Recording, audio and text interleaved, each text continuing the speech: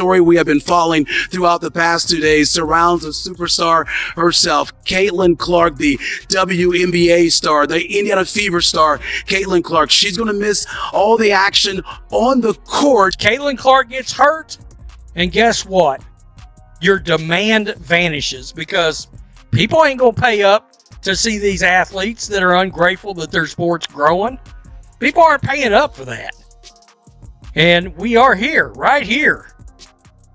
The tickets for this game, for this All-Star game, they've dropped by 50%. What was meant to be Caitlin Clark's big hometown celebration in Indianapolis quickly spiraled into a nightmare for the WNBA. The city even placed a massive 34-story mural of Clark on the JW Marriott, expecting record crowds and huge revenue. Instead, they faced empty seats and frustrated fans who chose to boycott the All-Star Game. Now the main question is, how did the league turn their brightest stars moment into a financial mess? And what did Kathy Engelbert finally say about the officiating controversy that overshadowed the weekend? The answers highlight deeper problems with how the WNBA handles the very players who drive fan interest. Let us know in the comments if you think the league will ever figure it out. To come to Indianapolis, look, this is what everybody's been talking about. This right here, Caitlin Clark, the banner right there on the JW Marriott. It is 34 stories banner, unbelievable. Is the largest banner ever on the JW Marriott. You may think about the bracket. Remember back in the NCAA tournament back in 2021?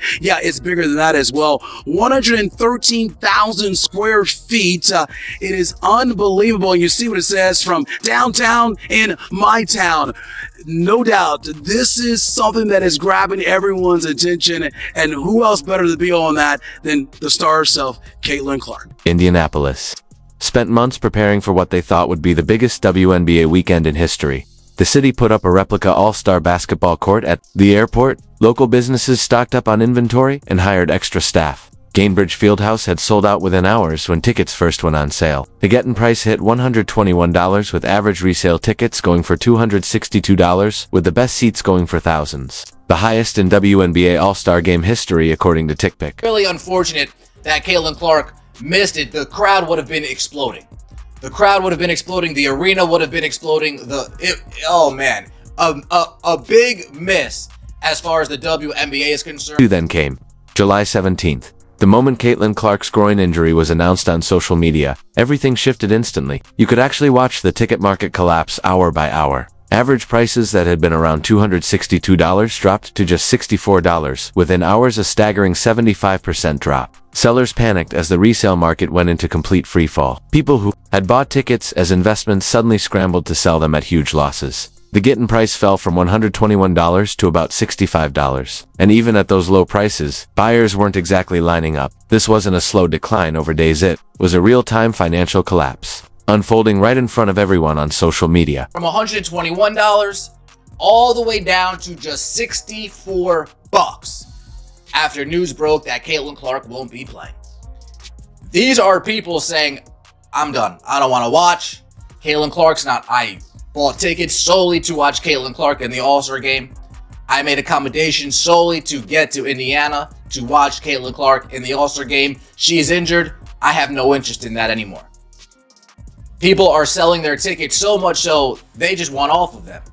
121, okay. You want it for 100? Oh no, okay. I guess I gotta lower it to 80. Oh, you don't want to buy it for 80? Okay, I guess I'll lower it to 70. You don't want to buy it to 70? I guess I'll lower it to $64. The WNBA is paying attention to these trends, and they're seeing firsthand what Caitlin Clark is worth to this league. What makes this even more brutal is that this pattern isn't new, but it's never happened at this scale. Back in May, when Clark missed regular season games due to a quad strain, ticket prices for road games dropped sharply. The Washington game saw a 47% decline, and the highly anticipated Chicago matchup dropped by 71%. But those were regular season games. This was the All-Star Game in her hometown, and the financial collapse was unlike anything the league had seen before. The ticket prices, the demand fell off a cliff. And it's not just the on-court product that suffers without number 22, Caitlin Clark. The entire weekend's economic opportunities have felt the fallout. Gainbridge Fieldhouse was about to face its first non-allout of the entire season. Think about that. A building that had been packed for almost 2 years for every single Fever game was now looking at empty seats for the biggest basketball weekend Indianapolis had hosted since the NBA All-Star Game. The math was brutal for everyone involved. Vendors who had invested thousands in All-Star Weekend merchandise were staring at massive losses. Restaurants and hotels that had been expecting record crowds were suddenly looking at cancellations. The economic ripple effect spread through downtown Indianapolis as the reality set in. But when it comes to the vendors in the arena, the shops in the arena, they're not going to have the same amount of people patronize their business as they would if Caitlin Clark was there. The surrounding restaurants, the surrounding areas, the surrounding attractions, they're not going to have the same number of people patronize their business as they would if Caitlin Clark was healthy. This wasn't just about one player missing a game. It was a loud, clear message from fans about who truly drives interest in the WNBA. When other star players sit out, ticket prices don't collapse like this. The market responded in real time, essentially saying that without Clark, the All-Star Game lost its value. The crash revealed a reality the league has been reluctant to admit. Much of this record-breaking season was built around one player. Without her on the court, those attendance numbers and revenue milestones suddenly don't look as solid as they once did. This year, for the second time ever, the WNBA All-Star Game was supposed to feature an actual star. Normally, this celebration of pretend basketball features players that no one's ever heard of. Clark's groin injury wasn't some random accident. It was the predictable outcome of months of increasingly aggressive play that officials failed to control. Opponents realized they could grab, shove, and hit Clark without facing real penalties. And game after game, the referees let it slide. The whistles stayed silent while the physicality kept escalating, until eventually, it led to exactly this. Stephanie White saw this coming long before it happened. The Fever coach had been openly calling out the double standard in officiating all season, pointing out that defenders were allowed to play with a level of physicality against Clark that other players simply don't face. White was watching her star player take hit after hit, game after game, while the referees consistently ignored it. How did we get to an All-Star Game in Indiana where Caitlin Clark is not healthy enough to play? Well, it all started last year, in her rookie season, where she received 20% of all the flagrant fouls in the league. And most of them came from Angel Reese and the Chicago Sky. And these weren't basketball plays. They were not only fouling her, but they were getting up laughing about it. Laughing about Caitlin Clark getting assaulted. Any other work environment, people go to jail for what's going on. Let's be honest about what was happening on the court. The Washington Post openly criticized the consistently poor officiating that was turning WNBA games into overly physical battles. They even joked that the league should change its logo to a bruise and adopt the slogan "No Call." That wasn't an exaggeration. It reflected exactly what fans were seeing night after night. The evidence is everywhere. Defenders were hooking Clark's arms, shoving her off screens, and fouling her on drives without the officials intervening. Video after video shows it clearly, yet the referees did nothing. This created a game environment where physically targeting Clark became a calculated strategy for opposing teams.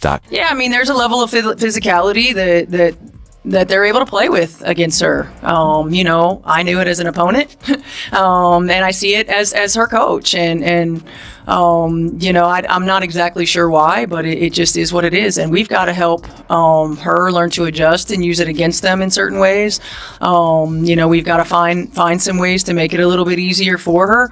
But the level of physicality overall in our league has been at a different level than it's been for a long time. Here's what makes this situation even worse. Throughout sports history, star players usually get some level of protection from officials. The league's biggest draws aren't supposed to be treated like practice dummies. But with Clark, she was getting hit repeatedly while the referees stood by as if they'd forgotten what their job was. The data backs it up. Over the past 2.5 seasons, there have been 57 reported head and neck injuries in the league. Guards and small forwards are especially vulnerable, according to the same Washington Post analysis. This isn't normal wear and tear, it's a pattern of dangerous play being allowed to continue. WNBA legend Lisa Leslie understands exactly what Clark is dealing with. She suffered a groin injury back in 2006, and warned that these kinds of injuries can linger for months or even years. That's now Clark's reality, not because of bad luck, but because the league failed to protect her. Every uncalled grab, every ignored shove, and every whistle that stayed silent led to this moment.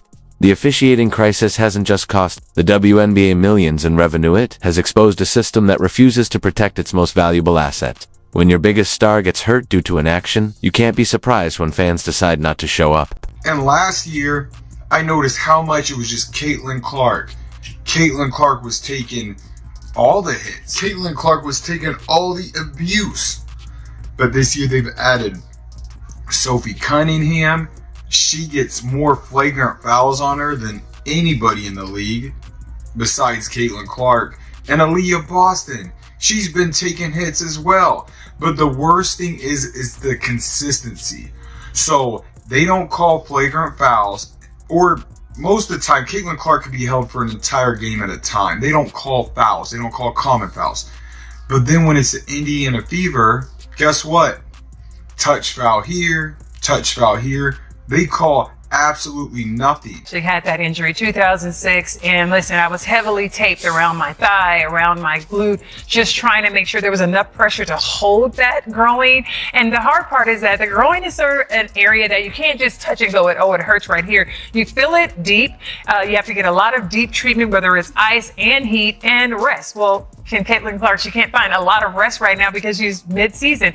But I think that injury is really tough because it lingers. No matter how much medicine you take, you can feel fine. You get back out there, one move, one change of direction, and boom, you're right back feeling that same type of pain. So it's going to be a tough injury that she's going to have to manage. How long did it take you to recover from? To be honest, Tracy, I play tennis and I can still feel that injury linger because I don't know that it ever really goes away. You just learn to manage and play with it. A bunch of players and coaches in the last few days have complained without being fine-worthy about officiating. I just want to see about your thoughts on if officiating is an issue and how it can be improved. Clearly there seems to be problems or disconnect between what players and coaches feel and what officials are actually calling. I know as a fan of sports for 60 years now, I know that no one's ever happy with officiating. All sports deal with it, but we're working hard to make sure we're putting the best product out on the court, and our officiating then follows that. They play against Breanna Stewart. She goes to the line 14 times. Asia Wilson goes to the line 13 times. And Aaliyah Boston can't play 20 minutes in a game without being on the bench in foul trouble. That's another problem that we're dealing with. But like I said, this year, it's not just Caitlin Clark. If you wear that Indiana Fever jersey, consider it done. The refs are not going to be fair, and they are going to cheat and do whatever it takes to do what the higher-ups say. I mean, you're going to mess around, and a large, massive group of fans are going to be like, enough is enough.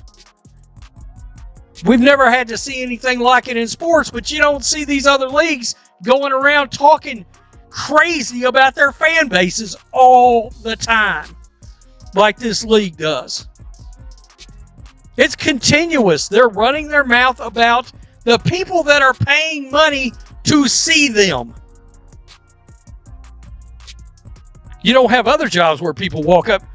You're in a public job that's in front of the world. God is going through Caitlin shit. Yeah, just going through, I'm going to tell you, Aaliyah Boston, let's break down her face right now. I am not happy with the Liberty mascot invaded our home turf right here. I mean, that mascot's cute. It is. And she's having fun, but, it's the Liberty mascot. So, of course, that is what everybody notices, right?